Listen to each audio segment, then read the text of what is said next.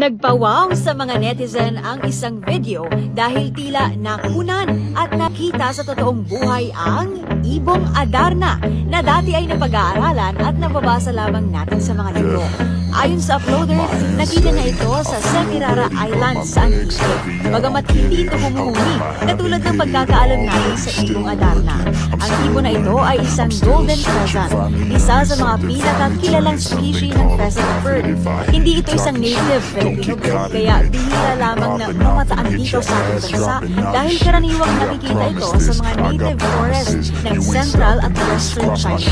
Samantalang bukod dito, may ilang pagkakataon na rin this, I will not quit, man, I'm on it, honest, I'm gonna launch quick, then I'm gone, it's just a matter of time, before I'm over the climb, and moving under my prime, just quit my 9 to 5, I'm rocking, they watching, cause it's shocking.